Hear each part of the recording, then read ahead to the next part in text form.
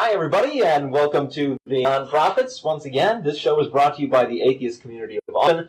I'm your host, Jeff D. My co-hosts are Mary McManamee. Hi, all. And Vic Farrow. Hello. And our producer, as usual, is Russell Glasser. Hello. Today's opening music was One Thing Leads to Another by The Fix. I'm not entirely sure exactly what that song's about, but it has a lot to do with lying and causation, and therefore it's pretty much applicable to our opinion about religion. And it got the Jeff D approved. All right, yeah. We're going to get another behind the scenes squabble over what the opening music ought to be. I wouldn't exactly call it a squabble. No, it was about this fight. Damn it, I An executive dictator decision. That's right. We are live May 4, 2002. The Atheist Community of Austin is a non-profit educational organization promoting positive atheism and the separation of church-state. We have weekly meetings Sunday mornings at the Hot Jumbo Bagel Shop in Austin, Texas, at 307 West 5th Street at 10:30 a.m., except for the first of each month when we have our lecture series at 11 a.m. in the Longhorn Room of Fur's Cafeteria at North Cross Mall. The next lecture will be on May 5. That's tomorrow, except that it's not really going to be a lecture because instead what we're going to be doing is voting for the Board of Directors. ACA board meetings take place at 10, right before the regular meeting on the second Sunday of each. If you shop at the Randall's Food Store chain, you can give them our nonprofit organization number, 5158, and 1% of your purchase will be donated automatically to the Atheist Community of Austin. The Godless Gamers meet Monday nights at 7 p.m. at my place. Atheist Happy Hour is at Antonio's, again, in Austin, Texas, near Highway 35 and 183 every Thursday night at 7:30 p.m. For more information, call our voicemail at area code 512-311-2911 or visit the ACA website at www.atheist-community.org.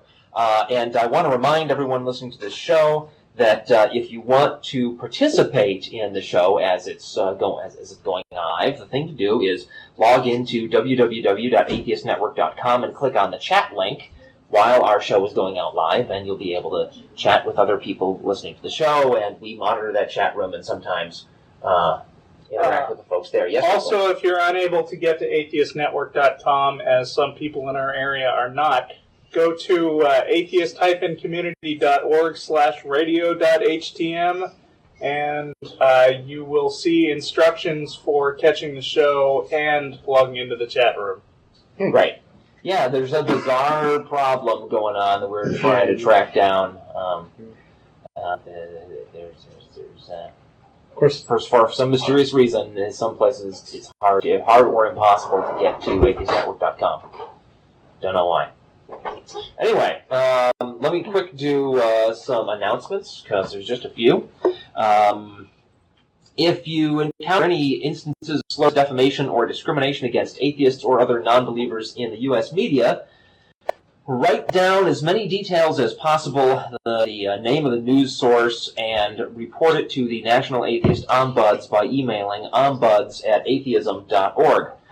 And they will report the incidents to participating national and local non-theist organizations, who will in turn distribute press releases regarding the reported subject matter. The Fourth World Skeptics Conference will take place from June 20 to 23 in Burbank, California.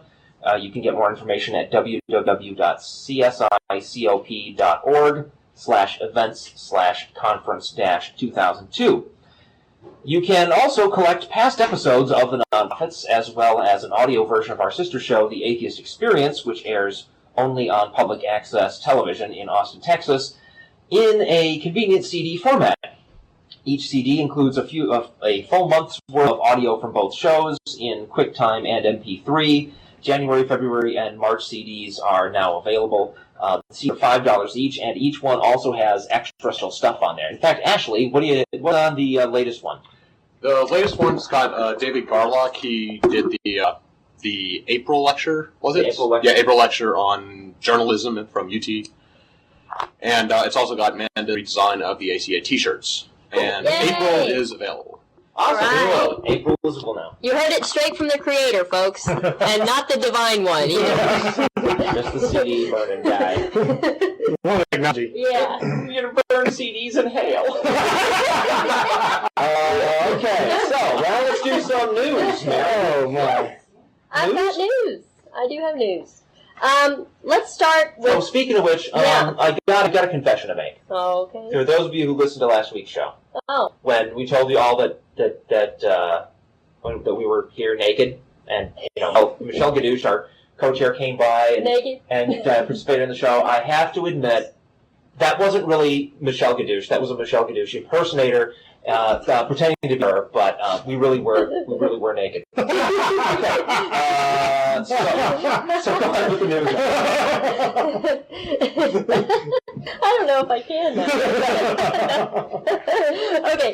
Yeah, actually, Austin memories of being naked. yes, just reminiscing. Memories of me naked. No lost memories here. Sorry. Well, today we have suppressed memories and Yes. hair clothes on. Yeah. Okay, so Okay. with the news stories. Okay, so what I've got is one of the more obvious lead stories from this week concerning more sex abuse allegations. Basically, though, what's happened is, and we've reported on this guy before, the Reverend Paul Shanley. Oh, yeah. He's 71 years old, and he has been charged with regularly abusing a boy over a 7-year period. Sometime in the church confessional, he was arrested without incident at his apartment on Thursday in San Diego on 3 counts of raping a child. And basically, the stories that we've done about him before, are that he advocates, man-boy love and has made that no great secret. But anyway, the gist of this story is just that it looks like if he is convicted, he will spend the rest of his life in prison. So, it's about time, as far as I'm concerned. It just boggles my mind that for so long, and even now, actually, let me go ahead and segue into this other story because it is related. This is from CNN, and it was posted actually today. An attorney for 86 people suing the Roman Catholic Archdiocese of Boston over allegations of sexual abuse by another priest, John Giogan, who, as we know, has already been sentenced and is already in prison, expressed outrage Saturday that the Archdiocese had decided to pull out of a proposed settlement. Basically, here's the quote from the attorney. His name is Mitchell Garabedian. He says, "What kind of example are they setting? They are purportedly the most moral institution in the world, but they're evil. They're nothing but evil." Garabedian said that. The most morally evil people I know. In the Catholic Church in Boston and across the world. Wait, he's mad because they won't settle. Yeah, he said that. Doesn't a settlement generally mean you're accepting less money than you could get in order to just end it? the settlements always come with these stipulations like you can't talk about it. Well, it says here the settlement amount, the dollar amount, says it's been previously indicated could be worth around $30 million. But who knows how many cases that were? Right. It really doesn't say that here. But actually on Friday, over the objections of Boston's Cardinal Bernard, who we know was one of the reasons why these priests were shuffled around to begin with, is he was saying, he was covering up. Basically, he knew that these molestations were happening, but he did nothing except say, okay, well, priest, we're going to take this diocese and put you into another one, so you can do the same thing over and over. But anyway, law says the Archdiocese Finance Council decided not to approve the agreement because of its potential financial impact on the church. Yeah, but if it goes to court, they stand to lose much more. Yeah. That's generally why that's generally why settlements are offered, right? Because it saves a lot of time and energy fighting it in court. If it looks like you're going to lose, or it looks like it's not worth fighting, and you're willing to just pay to end it, right? Now what could happen to him? Well, I mean, how many people does he represent? Who? The lawyer. In this case, how many people? Well, let's see. What he said earlier. Yeah, well, let me see. Oh, yeah, 86. 86 different people. Well, you know the big news. I think they should each get a couple of million. At least. Well, out of 30, they would not. It's only But that's my $20 point. million. Yeah. That's my point. I'm not sure it's such a bad thing that they're refusing to settle. Yeah. Yeah, I wonder if he's afraid, though, that they're just going to get off. without having to pay anything. But I don't know. I can't imagine that would happen, but I know it could. I suppose maybe that's what the church is hoping.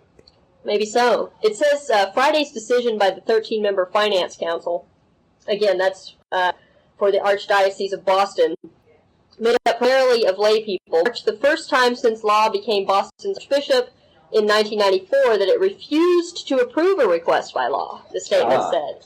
Such consent is required by church rules. Now, there was another. What, such consent is required? By church rules. In other words, they have to, in order for law to make a decision, the Finance Council has to agree with it. And in this case, they're saying, we don't agree. There was another story, and I didn't bring it in, and now I wish I had, because it would relate to us, that in that archdiocese, some other new group of lay people within the church was attempting to get formed, and Cardinal has shut it down, saying, you will not do this. Wow. And apparently, the story, that's because the church is starting to crack down on these, leadership-type organizations that are not priests. Mm-hmm. So as to hoard all of the authority for themselves. Uh-huh. Interesting. I haven't seen that article. Was that this week as well? Yeah. Okay. Last week. Okay. I also think it's important to remember, as we talk about this cover-up of the child sex abuse cases, this is not this behavior, this cover-up behavior, is not limited to these kinds of issues. There was a story I distinctly recall from a few years ago where, and I've talked about this before on the show, but I want to hit this note every single time because it's important. When a priest somewhere in Central America was doing research that showed that one of the local saints in that area was entirely made up, never existed, and started talking about his findings, the Catholic Church pulled him out of that church and sent him halfway around the world. Perpetuate the myth. To perpetuate the myth. It's more important to the Catholic Church that the locals have their own special personal saint that they can rally around than it is for the story of that saint to actually be true. And that's surprising. Or for the people to get together and rally with each other, because again, it sounds like that's what Law was squelching. Yeah, but I'm talking about this whole cover-up attitude. Yeah. Right? I mean, they have been all about brushing inconvenient allegations. Stuff. Yeah, inconvenient stuff under the carpet for a long time. Oh yeah. I think it's very interesting to think of that this organization was Christianity for centuries. That was it. That was all there was. 1500s, right? And Protestants would do well to keep that in mind when they go after, especially Protestants, especially fundamentalist Protestants, want to make the claim that the Bible has, the direct word of God and has never been tampered with. Remember the whole thing about one of the claims of proof that Jesus really existed is it's in the Bible. There was the Jewish scholar, supposedly Josephus. Thank you. Josephus supposedly wrote this passage that Jesus existed. Okay, now apart from the fact that if that was written, it wasn't written until decades at least after Jesus' death. Even on top of that, the biblical scholars are largely in agreement that that passage is forged, and it was likely forged by a bishop from the Catholic Church who was on record saying it's okay to lie as long as you do advance the cause of the church. Well, the Apostle Paul basically make those same claims. You can lie if it gets converts. Well, that may be where it comes from in the belief system. But this, this whole pattern of deception and lying and cover-up goes back much further than just a few decades. Oh, absolutely. And covers much more territory than just little boys and girls being fondled. Right. Right. It's a big deal. Yeah. Huge, pervasive problem throughout the organization. It is indeed. Morning. Actually, I'd like to segue with a personal story real quick. And this is kind of funny. This is just a funny little Z anecdote that actually happened this week. Uh-oh. As part of work, we travel and give presentations. And when we were on our way home from Dallas, we were driving in a rental car south on 35. And we got to a little town called, and I'm sure y'all have been through it, because if you go to Dallas, you go through it. But it's called Lorena. There. We drive there every couple of weeks to meet our kid dad. Yeah. To Fort Worth. To pick up the... It is the crappiest little town I've ever seen. Their big fast food chain is Chicken Express. Oh, yeah, that's right. And that's chicken like, dying, and it kind of looks like Jeff's shirt, which is a rocket. I am wearing an Aquabats shirt. Yeah, that's cool. But your shirt's much cooler. The chicken's cute, though. Yeah, I'll give him that. I mean, since we actually stop in that parking lot to make the handoff, we've tried several places around, and they're all universally horrible. They even make Coke wrong. Oh, no. That's what a big little town. How do you make it? They have a factory somewhere. No, they get like syrup in. Yeah, and they mix so they got the mix it It's terrible. No. Thick, isn't it? Yes. No. Yeah. See, I've been to a few hick towns, and they're like thick. Sorry to interrupt. Too sensitive. Yeah. Well, thank you for that anecdote, because here's what happened. It's a weird little town thing, maybe. But we were driving along, and it's almost dusk, and as we're driving along, you know how churches always have some kind of sign out front, that marquee, right? And there was this one in particular that really caught my eye, and literally, it's right off of I-35. And I'm not making this up, I promise. You can drive down there and look for yourself. You can drive down there. I'm sure it's there, unless they change it out on Sunday. But you can catch it if you drive up there now. It says, quote, "If you are having trouble with tooth decay, catch up on your Bible." Not catch up, like, that's the way I thought of it. Now, reading the Bible is going to prevent tooth decay? I don't know. I thought of it National Day of Prayer thing, too. They do spell it catch up, CATCHUP. Was it one word? No, it was two words. But it just, the pun of it just sounded so funny. I spent all this money on a dentist, and all I had to do was read that book? All you had to do was read the Bible. Yeah. To eat the Bible, apparently. Ooh, that'd be kind of great. You get Bible out of your teeth? That's very disturbing. Bible passage picks. Yeah, really. To all beef patty, special sauce, lettuce, cheese, pickles, onions on a holy book bun. The funniest one of those signs I ever saw out in front of a church is, now that I think of it again, it's especially disturbing / funny in light of recent events. It was at the Catholic Church in Round Rock, which is right next door to Austin.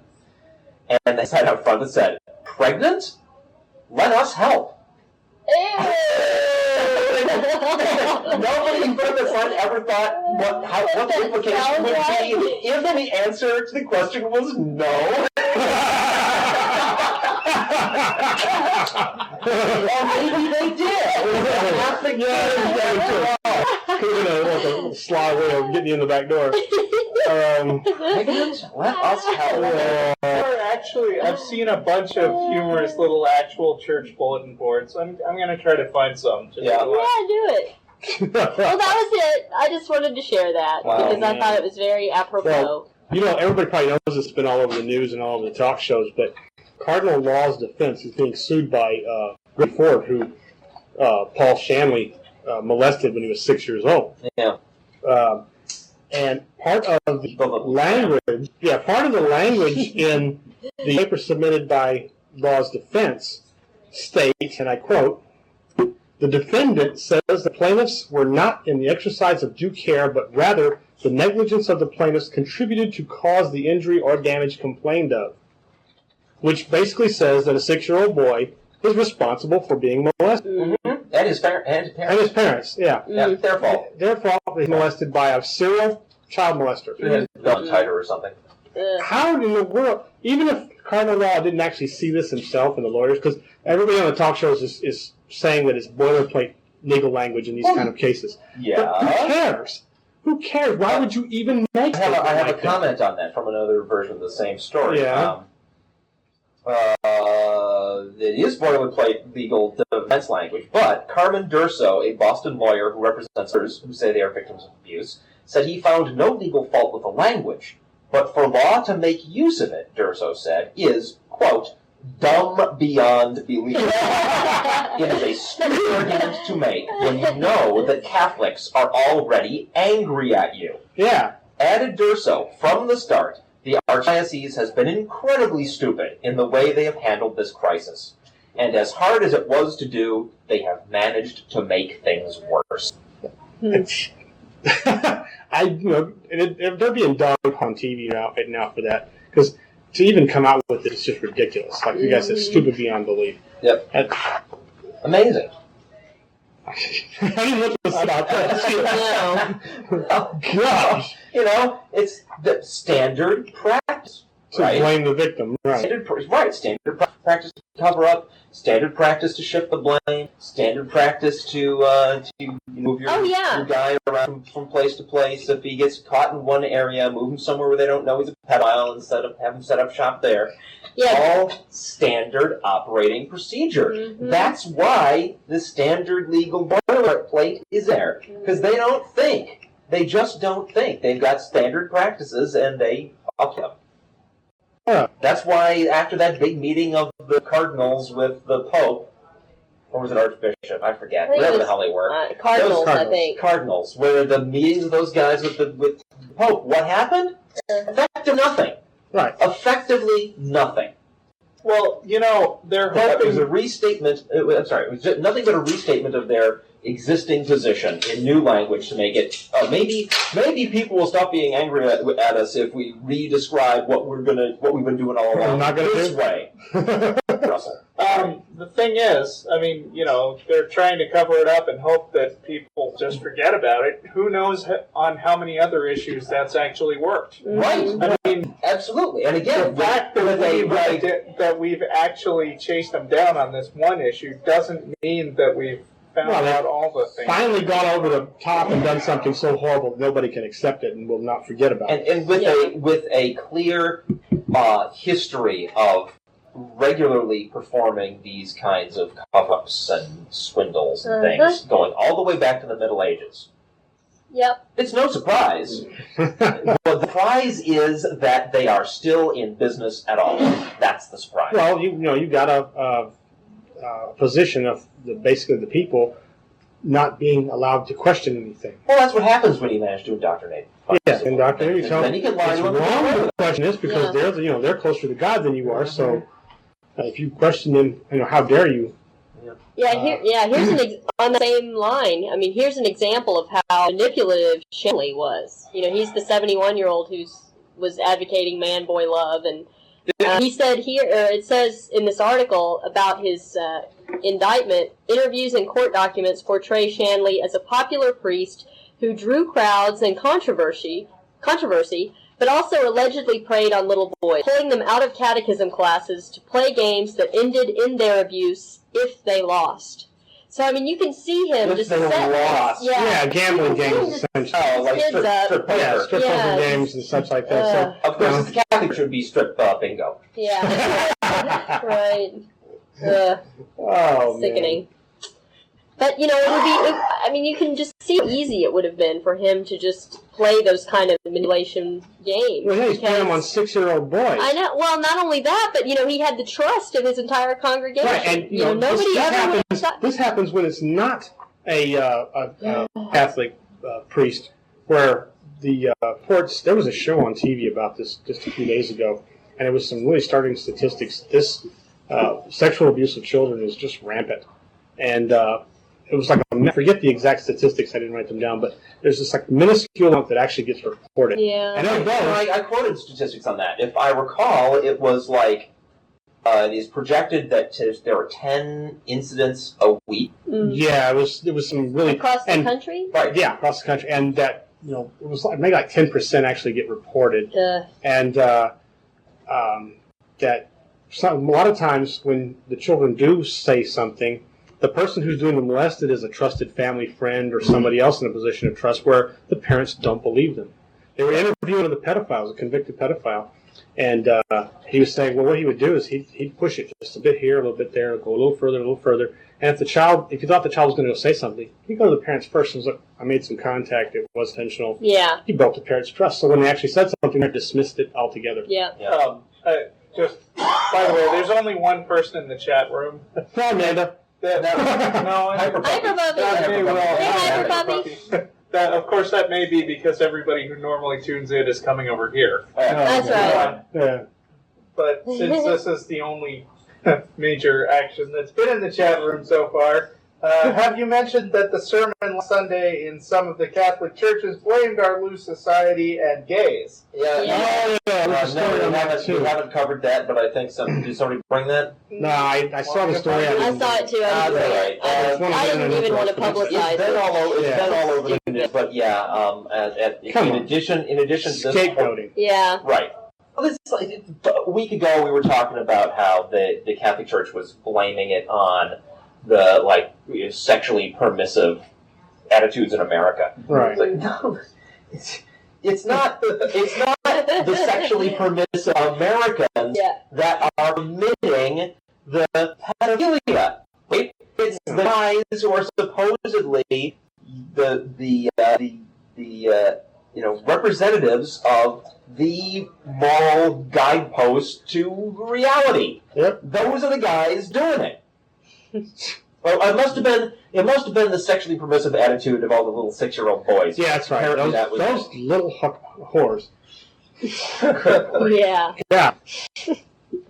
It's just astounding the way that they stood, and it's not just the church. We were having a debate on the Atheist email list, which I can't give you the information on right now. But on our ACA website, there's information on how to sign up on that. If you're a non-believer, or if you are a believer, listen to the show and want to debate atheists, we have a email discussion list where you can do that. This Catholic guy came on and said, you guys are just using this as an opportunity to attack the church, and said some insane things about how you're just accusing all Catholic priests of being pedophiles. And no, dude, that is not the issue. Mm-mm. Don't turn this into a straw man so you can claim that we're doing something it's easy to attack. The issue here is not that Catholicism, Catholic priests are all pedophiles, or that Catholicism causes pedophilia, or any of that.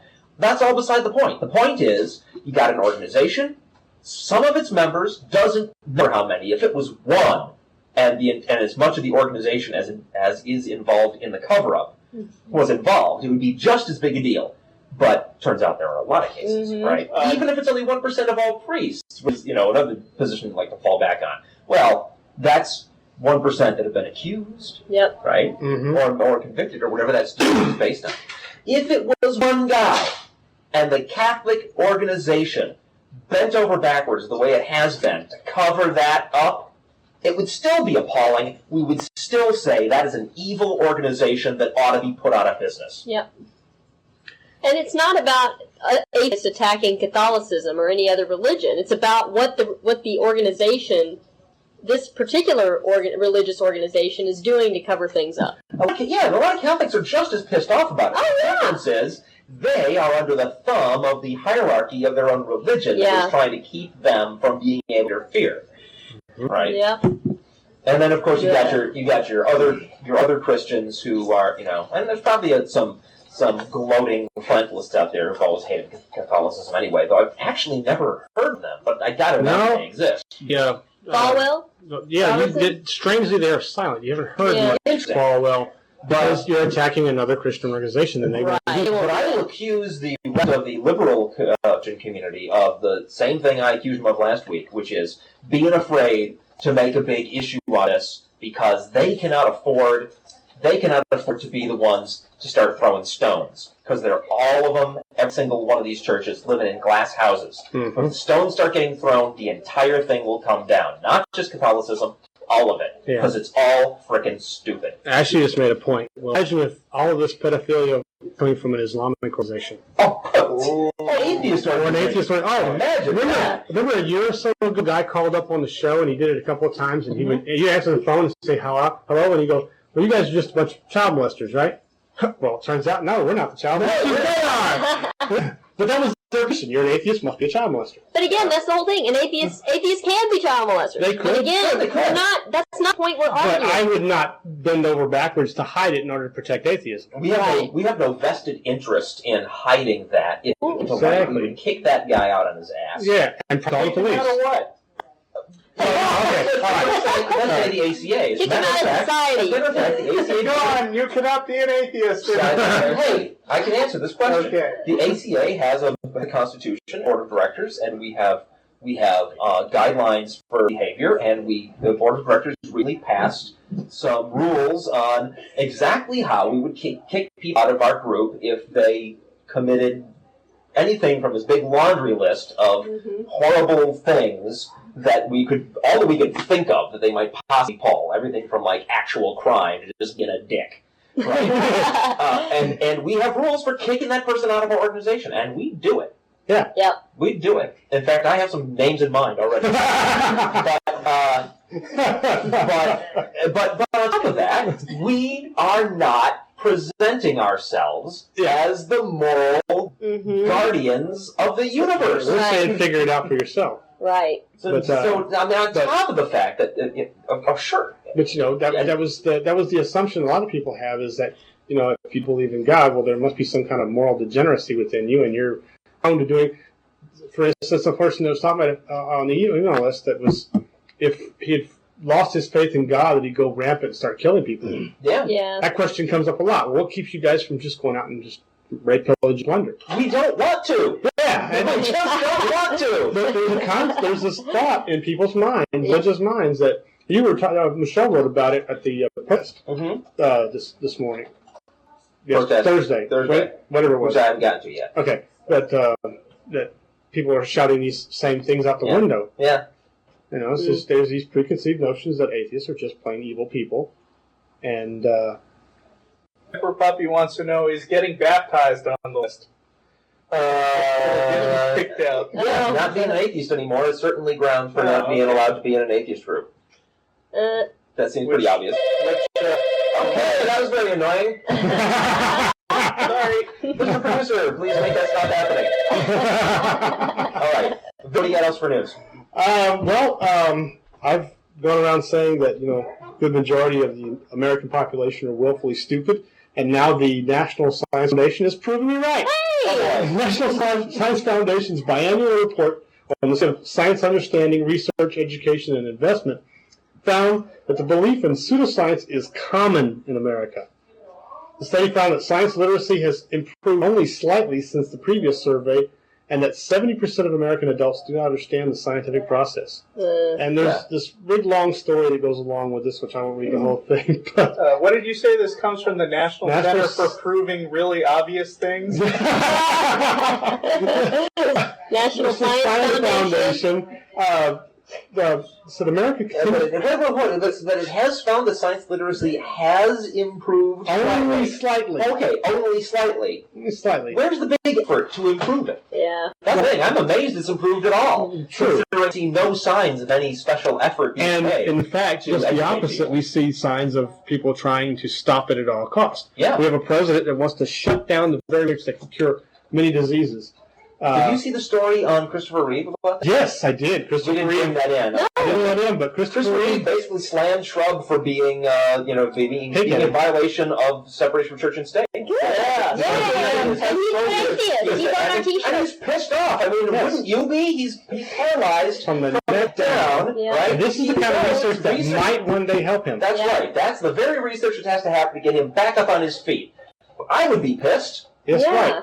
And he makes some good points that he has no business telling these. Because he hit a point that Bush had this speech some more time ago where there were, 60 cells that had already been created, and they could use those because they were already created. but you couldn't make any more. Yeah, And but that's over now too. Yeah, but he's like, well, you're against abortion, and those, and there's also these fertility clinics. Thank you. Right, that make tons They and tons of these of stuff. tons. They just throw it away. Once they're fertilized, if one takes and a woman becomes pregnant, the rest are discarded. Mm-hmm. Right. Okay, why can't you use those? Right. No Because reason. it's this fantasy. Because of God. Yeah, because there's that, and there's this fantasy that if scientists are allowed to improve cloning technology that will make monsters, and everybody will be in danger of their lives. Straight science fiction crap. Especially Christopher Reeve, because he won't be able to run away. I'm sorry, is that real bad taste? I don't know. If we're going to have the hideous monsters run around, frankly, I think that'd be kind of cool. I'd like to see some hideous monsters running around our cities. Not because I want to see people hurt, but would wake people up. Oh, man. But, It might distract attention from all these stupid-ass, made-up monsters that we're supposed to be afraid of. And maybe it would make people pay more attention to science. Because then they'd be like, how the hell did we get all these monsters running around? and also saying that the United States is increasingly dependent upon... Science in America is increasingly dependent upon foreign-born scientists. Because Who come they're here to here to get the education, because education is better here. But now they're going to start taking that education back to their own countries. Right. We're going to start becoming further and further behind the technological and particularly biomedical fields. Yeah. Where in order to get a cure for anything, you have to travel to another country now. Yeah. When the trend becomes obvious of Americans going overseas to get their science education, Yeah. we will know it's over. It's just a long way from that thing. But I don't know how far. No. I'm making One speculation. generation worth of good years. Yeah. Yeah, they could. One generation could be enough. The question we're asked. We're still debating about whether or not to teach creationism in textbooks. Right. Okay, sorry, What else Vince. you Didn't got? mean to interrupt. Well, some of the questions are funny. I mean, to find out the numbers of people who don't know answers to these very simple questions, like asked whether or not lasers work by focusing sound waves, the obvious answer is false. But only 45% of the people who answered that or who asked that question got it right. That means that 55% of the people asked that question thought that it was true that lasers focused sound waves. Antibiotics kill viruses as well as bacteria. No. No, they don't. But 49% of the people asked said yes, they do. The universe began with a huge explosion. That was getting into the creationism thing there. And the numbers can be skewed one way or the other, who you're asking. Right. Other results, federal research dollars increased by 50% for life sciences such as medicine, but declined 25% for physical sciences. I don't know if that means anything. The percentage of foreign-born scientists and engineers is growing at all degree levels in America, with the highest ratio, 45% in engineering. So not only that, they're going to be in biotech, they're going to be in their own communities, and we'll just be a third world country. Yeah. By our own hand. I have some more of the statistics from that survey. 60% agreed or strongly agreed that some people possess psychic powers or extrasensory perception. Yeah, I was. What? 60%. 60%? 6 out of 10 people Who you did they meet on the interview? street think there's frickin' Wow. psychic powers. What is wrong with these people? I don't know. Including, of course, our entire U.S. government. What do you think about Thursday? Yeah. This is bizarre. Although 57% of those surveyed. That's Well, disturbing. not that bizarre. Let me just cut to the chase. 30% believe that some reported objects in the sky are really space vehicles. I'm actually surprised it's only 30. There's a cultural bias against scientists. The survey also found that 25% of them think that scientists are odd.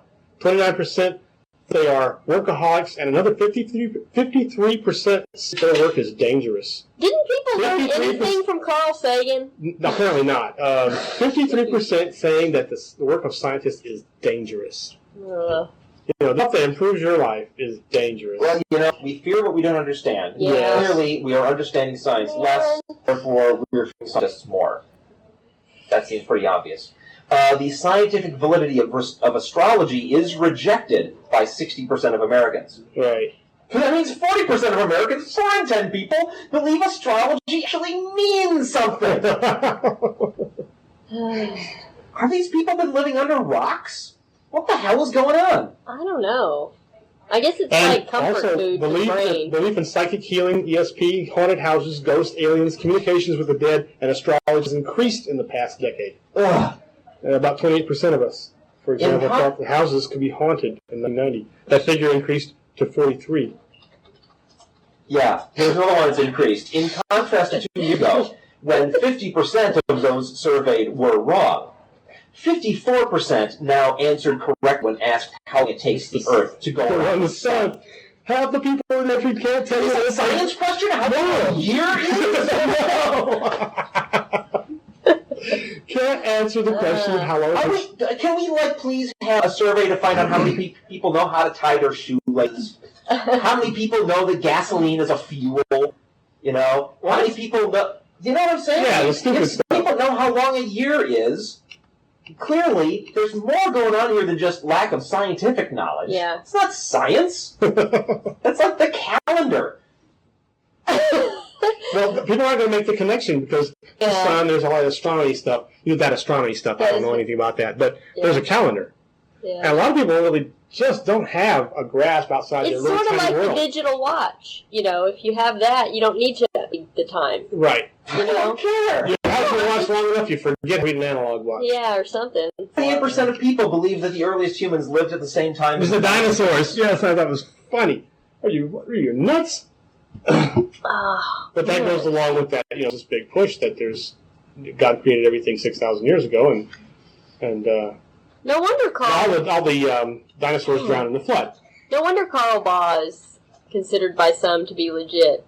The guy has the creation. Why Miss Cleo is considered to be legit. What else you got there, Becker? Is that Let's go ahead, because I we got a story we want to get into. Oh, you want me to go? Well, hey, she's got to complain. I just had one quick thing about Vic's story. And I think maybe a lot of what's going on in society, and this is a real broad generalization, and I have no hard facts to back it up, it's just a gut feeling kind of thing, is that I think a lot of times people have this idea that science is an elite sort of pursuit, an elite endeavor. And therefore, if you're not, intelligent enough from birth to be able to do it well and to be able to actually pursue that as a career, then they're afraid of it. Or if they're not afraid, they're intimidated by it. So it's easy to just say, evaluate it. Right. And people don't. They do apparently love to take things on authority. Yeah. Because we wouldn't have religion. Right. Yeah. Right. Yeah. Unfortunately, religions got sewed up, and so there's no more willingness to simply accept things on authority to go around for science. Mm-hmm. So, and luckily, we still, despite the frequent claims by religionists, science is itself still not a religion. But people are trying to change it, though. The media takes a slam on this, too. The survey found that only 2% of the most closely followed stories in the past 15 years covered scientific breakthroughs, research, or exploration. 2%. Oh. That means we don't talk about it. And we're talking what you were saying. There's a book that covers that very thing, and it was written in 1963. And if you read it today, you'd never know it wasn't written yesterday. It's called Anti-Intellectualism in American Life. Yeah. His name is Hofstadter. I can't remember his first name. Oh, It's Richard. Richard. Hofstadter. Yeah, that book, when I read it, it just amazed me that this wasn't written last week. Because some of this, even though some of this he's talking about is dated, and you can catch it that way, the attitudes that he describes still exist and haven't changed in 30 years. Yeah. Well, what's one example of what he just like? The way we treat intellectualism and education in America. It's almost undervalued. It's almost undervalued. It's almost a curse to be educated because people will frown upon you. Yeah. You're an elitist now. It's that elitist thing. Yeah. And so sad. No. But, a basic grasp of what scientists do and what science is all about is not that hard. Yeah. But then, neither is knowing that a year is 365 days with roughly an extra quarter thrown in. Quarter day thrown in. It's not that hard. Good grief.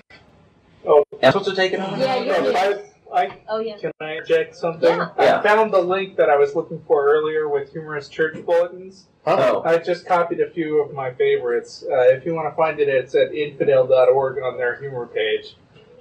Cool. One is, don't let worry kill you, let the church help. Another is, at the evening service tonight, the sermon topic will be, what is hell? Come early and listen to the choir practice. These are for church signs. Yes. Oh, my. And the preacher will preach his farewell message, after which the choir will sing, break forth with joy. Yeah. That's funny, of course, but I have to know from reading actual church bulletins that Christians share this stuff among themselves, too. They think it's funny. Yeah. They're at least capable Some of them. of a little bit Laughing about it. of laughing at Maybe not their own fundamentals. silliness. They have no, Not any All fun. right. they have no humor. Okay. Well, as you all know, last Thursday was the National Day of Prayer. Boo. Boo. Observance of the Or National should Day we say moo? No, never mind. Observance of the National Day of Prayer on the first Thursday of May was declared by President Reagan in 1988. Ugh. Now, the It's not practice recent. of having a National That Day goes of Prayer back to- goes back a long time. Oh, The okay. official government recognition of it goes back to, what? You guessed it, the 1950s. Yeah. Wow. McCarthy. Mm-hmm. Yep. Although the National Day of Prayer is supposed to be non-denominational, critics say it has long had a distinctly Christian feel. And so two different groups of worshipers gathered at the Ventura County Government Center Thursday to participate in the National Day of Prayer. One was the official National Day of Prayer group. The other consisted of an interfaith mix of Christians, Jews, Muslims, Unitarians, and others. Organizers of the separate interfaith event said the council formed its own prayer group 2 years ago after attempts to share the stage for the annual official service with evangelical groups failed. Right? The fundamentalist evangelicals said, no, you can't have an official place at the National Day of Prayer. Only us. Yeah. Bringing different faiths together was never the intention of the annual nationwide prayer gathering, said Jim Weidman, vice chairman of the National Day of Prayer Task Force, a conservative Christian group in Colorado Springs that is among the largest organizers of Day of Prayer events. Quote, if you mix faiths, you are not holding true to the expressions you believe, and we are trying to hold true to the Christian expression, Weidman said. Quote, it comes down to a simple decision like on Sunday. Where are you going to go to church? Ew. So the National Day of Prayer, which is supposed to be for all different religions to share, has been taken over by one group which says, hey, because we're this one group and we believe this one way, all ways are therefore diluting the way we believe in, and so they can't be involved. So how is this not promoting religion over another? Yeah, now Because they will make a there's two issues here, right? The government should not be promoting religion over non-religion at all. Even if this was not a problem, even if one particular brand of Christianity hadn't taken it over, it would still be wrong, because there would still be no place for atheists. We don't pray. Yeah, and it basically has government telling us that we're second-class citizens. Yep. Exactly. But it certainly makes it easier to make the case when we can point to comments like that, right? When, say, the press comes to us and says, well, why isn't this for all Christians? Well, no, it's freaking not. That's not for all different religions.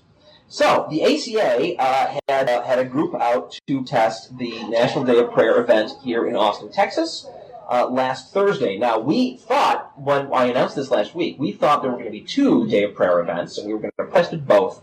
The later one in the afternoon got canceled, so it was only the sunrise service being at dawn one that went on. And so the governor, who wasn't going to attend the early one, did attend the early one. He was there, and so were we with our signs. That's Rick Perry, for those who know the Texas governor. The unelected Governor Rick Perry took over for Shrub when Shrub went to live. When Shrub was unelected. In a famous place.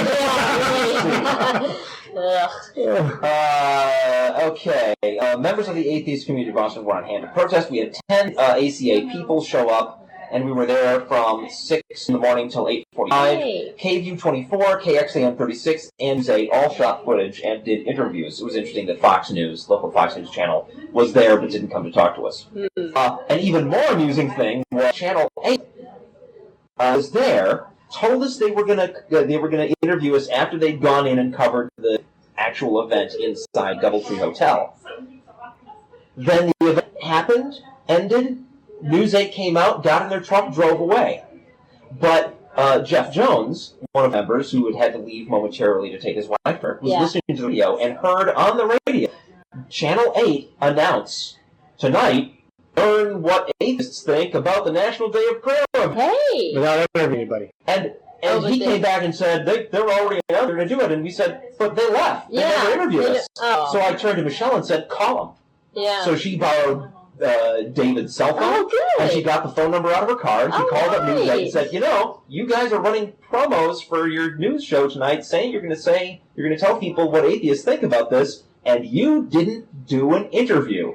So they sent the van back to do the interview, and it ran. Right. We got coverage on all three of those stations. In fact, apparently the Channel 8 coverage was extensive.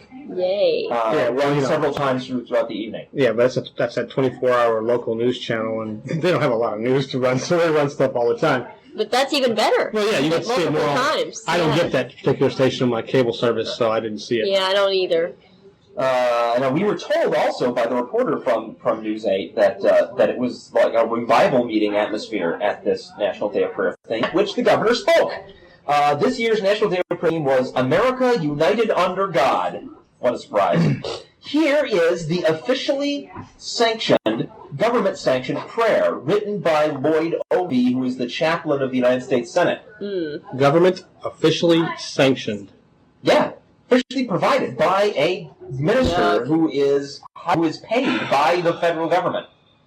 Do over $200,000 a year, this guy. What? That doesn't infringe upon separation of church and state. No. Okay, now everybody grit your teeth. I'm going to read this thing because I think it's important to know specifically what our government is saying we should say to this imaginary space pixie in our prayers. Gracious God, all that we have and are is a result of your amazing generosity.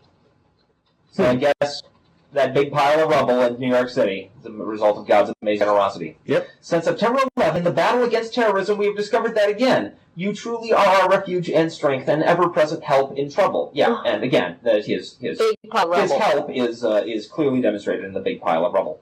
We rededicate ourselves to be one nation under you. In you we trust.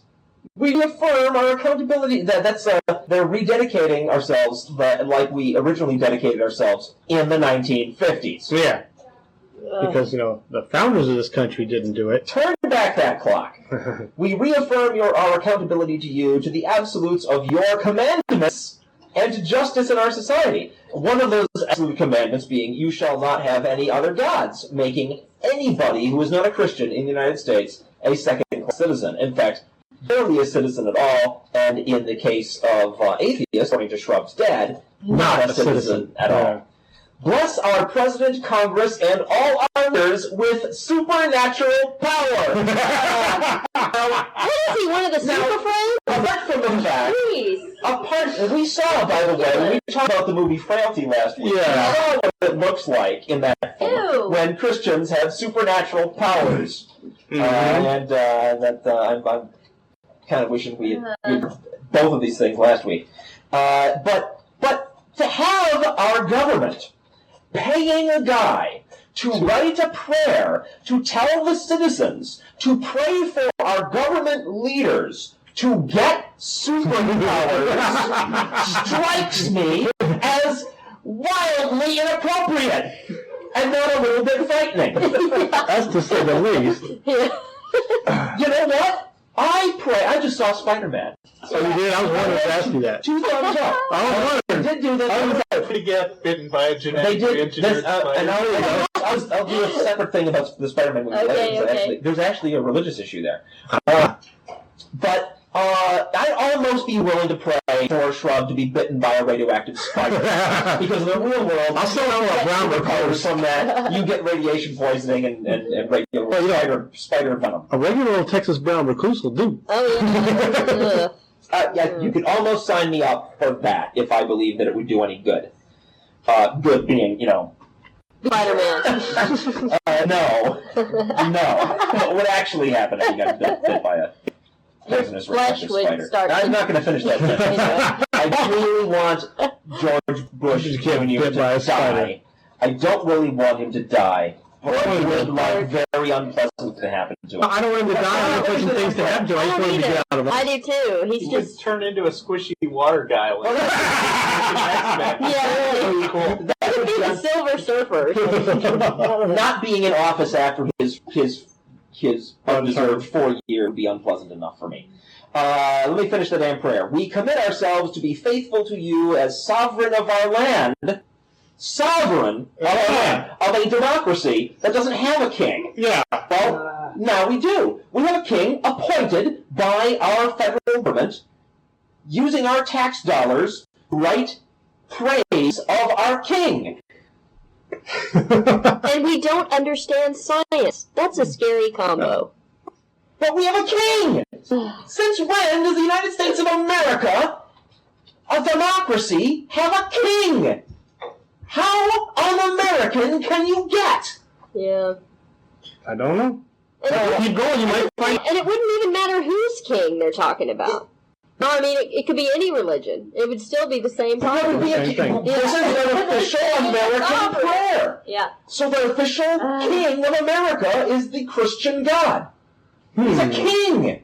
Nobody elected him. He just gets to be king. What the hell is that? Sovereign our land and as our personal Lord and Savior. Yeah. So, I didn't realize I was in danger and needed to be saved. Yeah. You know, I'm thinking everything's going along pretty good. Yeah. So our tax dollars are going pay for King. to pay for praise of our king, which we're not supposed to have. Right.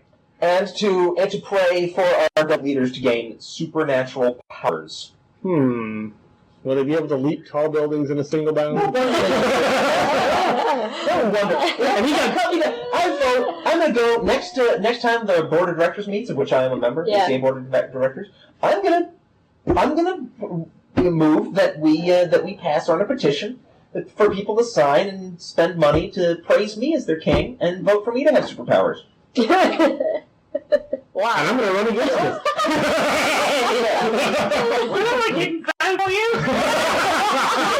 For kings? I become king then. All right, we'll do that maybe as the opening unit next week.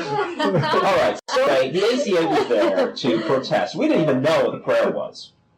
Boy, I'd have been vomiting all over the hotel if I'd known exactly what the prayer was that they prayed inside that building on our tax dollars. We stood so that the people who were turning in to park at the hotel all had drove past us, and then at the end of the they came and moved, so they were passing us.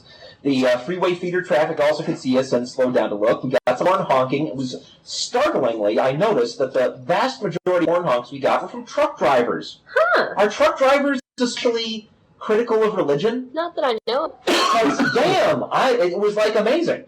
I think we need to be distributing our pamphlets at truck stops. I really think we do. Really? It would be a bad idea. That seems like a hotbed of atheism, or at least of anti-theocracy. We got some horn honking, some thumbs up, and some peace signs. When it was over, we stood where everyone leaving the hotel would have to stop and wait to enter the feeder road.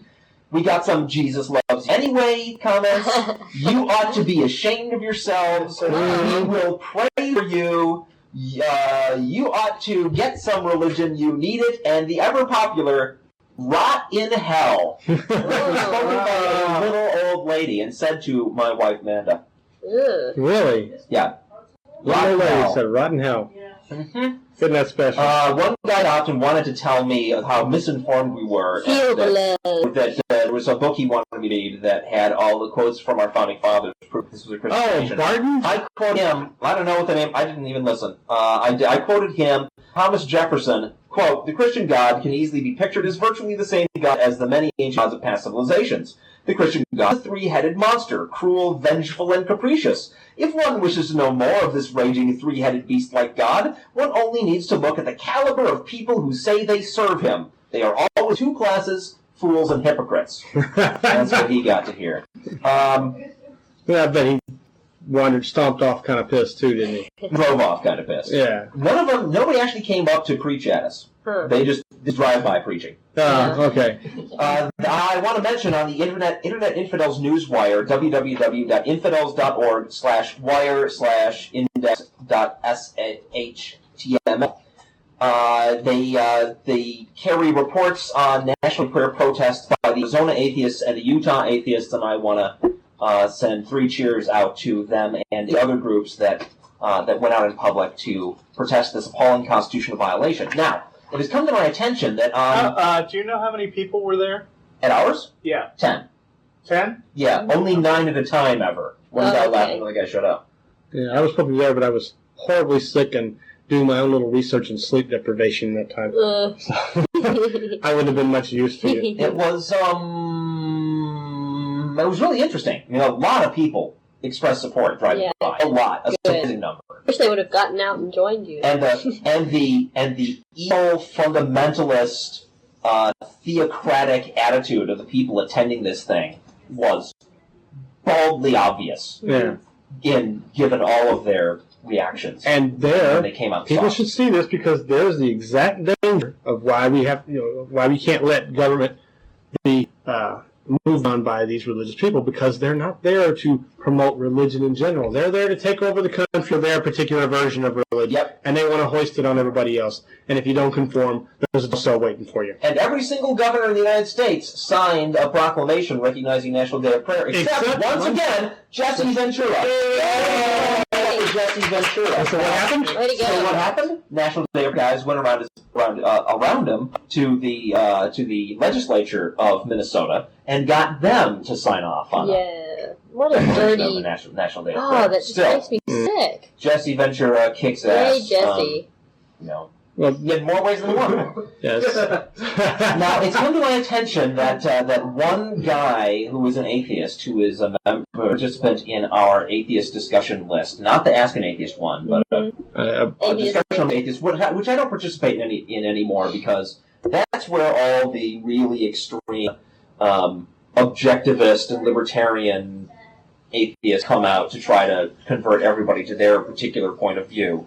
And I get into big, painful arguments with those guys. If I have to argue with somebody, let it be a Christian who I think deserves it. Yeah. So, but one guy, whose name I will not mention because it's not relevant, expressed the opinion that instead of protesting the National Day of Prayer, we ought to express solidarity with the religious groups that are being excluded from the National Day of Prayer. Like, remember that earlier story that I read in Ventura County? Yeah.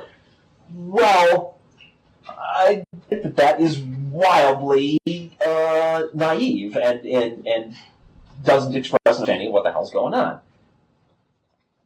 Any National Day of Prayer is unconstitutional because it's going to exclude us. Mm-hmm. It is a statement of preference of, at the very least, religion over non-religion. Yep.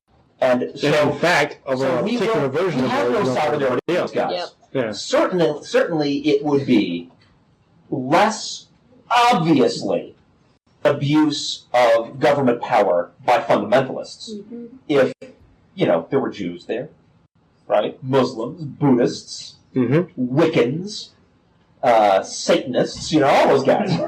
All those guys, if they were there, it'd be less obviously one group doing a power grab. But still not appropriate. Bringing people together. No, they don't want to bring people together, and that's the whole point. No, Perry could care people. less if atheists were there. They want to bring their own people together, That's right. and they want to whoop their own people into a big That's frenzy, right. and they want to move to take over our nation. Right. Okay. This is not about inclusion at all. No, it's not. It's about us versus them. Mm-hmm. You know what I mean.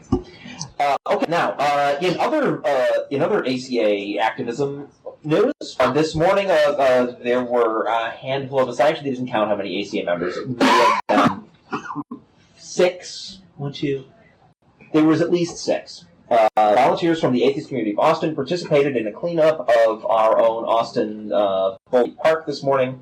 We wore our atheist T-shirts, and we basically had saws and clippers and helped clear trails to make the park pleasant for people to come down there to jog and bike and enjoy the park. And thank you to Michelle Gadouche, the real one, not the fake one that we had here today, for organizing the ACA's participation in that community event. Yes, sir. Do you have a link you can hand me about that day of prayer thing? No. That excludes other groups? No. No. NationalDayofPrayer.com. Is it spelled, and that's not NDOP?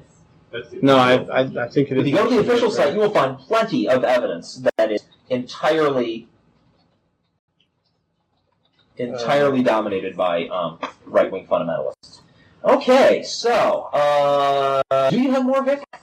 That was the one we were talking about, right? Yeah, that was... Because I got one more. Go for it. And it's a doozy. Yeah. Oh, boy. Mourners forced to eat corpse. From Kampala, Uganda. Rebels fleeing the Ugandan army in southern Sudan forced 60 mourners in a funeral procession to eat the corpse they were carrying before gunning them down, said an army spokesman on Monday. The army has been chasing Ugandan rebels the rebels are of the Lord's Resistance Army from their bases over the border in Sudan in the past month, trying to stamp out a 15-year-old insurgency by self-proclaimed prophet Joseph Kony. Quote, Kony attacked a funeral procession of about 60 people, forced them to cook the corpse and eat it, said Army spokesman Shaban Bantariza. He went on, they thought that they would survive if they obeyed, but the rebels shot and killed them anyway after they had eaten the corpse. This attack happened on Friday in the Agoro Hills near the Sudanese border with Uganda, where the rebels have taken refuge. Bantariza said Kony, who wants to found a state based on the biblical 10 Commandments, believed the people in the area were helping the Ugandan army in their offensive, and therefore they demeaned them by forcing them to eat the body of the person they were mourning and then mowed them down with machine gun fire. Okay, where in the 10 Commandments does it say you should eat dead people? Where in the 10 Commandments does it say you must not? Yeah. There's the thing. There's big gaps in those 10 Commandments. Yeah, you can get all kinds of stuff. Eat people isn't one of them. Eat your fellow man just ain't one of the 10 Commandments. Not either set of them. Right? Neither set of 10 Commandments, neither the one that people are used to, nor the one that's really the 10 Commandments in the Bible that says nothing about murder and stealing and lying, right? None of them say that what this guy did would be wrong. Well, wait, I want to put on Mary the Fifth. Oh, except for thou shalt not kill, which of course that's what I was thinking of. reinterpret as thou shalt not murder anyway, and these guys viewing themselves as an army, I don't know that one. Right. Besides, if they're already dead, it doesn't say anything about not eating them afterwards. Well, if he's pulling it out of Jewish law, then, there are all kinds of things about dead bodies. No, you just can't drink milk after you eat the guy. That's it. Guys, stop talking about it, because this happened about a week after Kony ordered a rebel AB to be tied to a tree and burnt to ashes in front of his troops. Bantariza said, quote, you cannot begin to make sense of what Kony does. You will just go mad.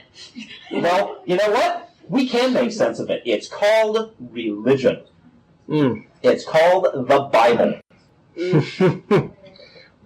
Certainly not everybody who reads that book comes up with this kind of behavior. No. But nothing in the book that stops this kind of behavior, and plenty in it that seems to encourage it.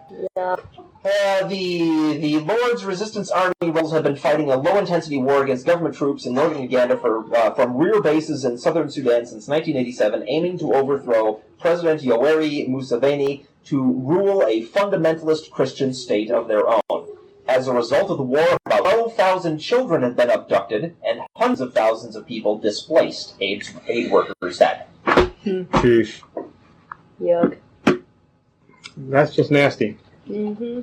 But, these little countries, there's no way to stop them. They're perfectly happy with killing each other. And Yeah, well, when they use a religion's holy book to justify it, or to justify their claim to power or any of that stuff, then I think it's fair for us to point out that that's how it can be used. Yeah. And it's interesting that Christians who would not, interpret the Bible in that way, would still say that, he was wrong for interpreting it the way he did interpret it. Because how do you know? Well, they would say that, but again, how do you know? You don't. how do you interpret something? It's all this freaking revelation. Right. You read the words, and then whatever idea you come up with, you claim that God gave it to you, and there's your God-given interpretation. Bang, Go and have sex with your kids. Go make people eat the body that they're mourning. Yeah. If I had less scruples, I would get religion and start my own church and make a fortune. Mm-hmm. But, I just have a problem with telling people bullshit. Supernatural powers, I would. Your supernatural powers? Yeah. Well, yeah, you'd have something to actually claim then. Yeah. But, like I said, if anybody actually had supernatural powers, control the they would world. control the damn world. Yeah. In fact, no person or small group of people controls the whole world. That's because as much as conspiracy theorist wackos want to tell us that that's what's going on, and even then, they don't claim that the Trilateral Commission or the Zurich Banks or any of those guys have supernatural powers. But Jeff, just like the prayer, it's God that has supernatural powers. But the prayer is to give those supernatural powers to all present Congress and all our leaders. All our leaders. You know what that's going to include? Fundamentalist preachers. Of course. Because they're the leaders, people that are there doing this praying. I've posted some links in the chat room. It's actually nationaldayofprayer.org. Okay. And they have the full text of the prayer, which is actually very short, and some statements. I just read it wasn't it? I know. All right. I have it. Want to remind people that if you've enjoyed listening to our show, you can sign up for the reminder list that will send you an email. We email every week reminding you to tune in. The address is group.yahoo.com/group/atheist_non-prophets radio show. And if you sign up for that, you'll get a nice friendly email every week and help to remind you to tune in. And we want to once again thank Wendy Britton for setting it up and moderating it. And again, the chat room, which runs at atheistnetwork.com in parallel with our live broadcast, is at www.atheistnetwork.com. You can go there anytime when we're live, click on the chat link, and you'll find yourself in a room with other listeners that you can exchange comments with. We now have a few people in the room. Yes. Okay. Spider-Man. Remember I talked about Spider-Man? It's been a big Spider-Man. Yeah, make the parallel. Well, I said a lot of stuff last week about spoilers, how... are you? Yeah, we haven't seen it yet. No, it's not going to give anything away, particularly. But all I want to mention is that they made Aunt May religious. Oh. No, wait. Now, tell me about the story. It's been a long time. Spider-Man is this kid whose parents died apparently when he was really, really, really young.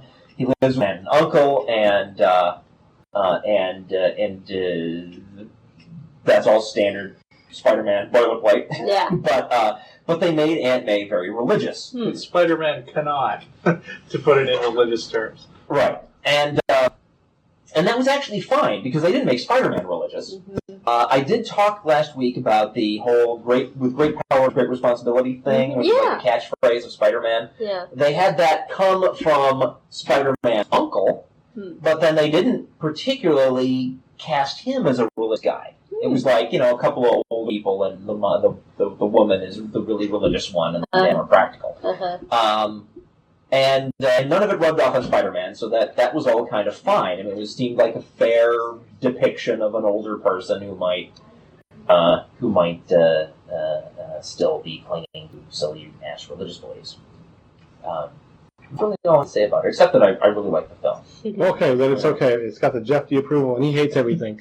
I learned frailty. Frailty, yeah, you like that. Yeah, you guys And Coen Brothers movies. And not I all think of us. Vic hated it. No, I had a problem with the ending, Baptism. but You boys are dumber than a bag of hammers. well, I don't have any details on this because I just caught a glimpse on TV. But Yeah. apparently, Bush is making a move to try to fill federal judge positions with all these real right-wing fundamentalist kind of people, which is a real threat to the abortion issue, Yeah. which is what this is all about. And I'm going to have to go look into that a little further before I say any more about it. But we expected this. Yeah, but it's a lot less dangerous and scary now since the shift in the In the Senate? Senate? Yeah, they're battling over this right now. But Yeah, but if he gets a lot of he's these, not going to have an easy ride. Like, if he gets a lot of these federal judges approved, though, and they do manage to somehow overturn Roe v. Wade, I'm seeing riots in the streets. Yeah. This is an issue that will divide this nation to the level of civil war. Yeah. are you predicting this? No, I'm not making a prediction. I'm saying that the potential is there Yeah. to have. It is fair to make projections based on No, but analysis of the evidence. Yeah. But I would like to not. Well, I think that what would really happen is that the people who need to have that choice the most wouldn't have it, and that's the worst thing. Is Right. that the people who are poor, disenfranchised, they're the ones who aren't going to have the access. This is such a hotbed issue over any other issue we've got going today. That if a federal judge did manage to turn over Yeah. Roe v. Wade somewhere, that this is going to be a spark that sets off a powder keg. Yeah. It's going to be a really nasty, ugly ordeal. And, Bush is just stacking the fuel up there, waiting for it to go off. Yeah, did y'all notice he also started up with his compassionate conservatism bullshit again this week? He's nothing compassionate about conservatism. Oh, he's starting up that movement again and I only caught like a little glimpse of this story, unfortunately, but I just noticed mostly that he was using that exact phrase again. And actually, that phrase was coined by Dr. Marvin Olasky, who's a journalism professor at UT here in Austin. Yeah. We're so terribly ashamed and embarrassed. We're sorry. We're sorry, America. Not only we gave you Olasky, we gave you Bush. Why Bush got to be elected by all these Texans, right? It was the only way you gave the damn governor's office. We could have come up with a better way than that. Yeah. I still say he wasn't really elected, but anyway, we won't. Yeah, they'll be debating that issue for forever. years. Maybe somebody 2 centuries from now looking at history books. I don't know if he was really elected or not. Yeah. Are you guys hearing all these reports that the extreme right is angry with Bush not being conservative enough? No. Yeah. Really? Yeah. What do they want him to do? What was the thing? Oh, there was a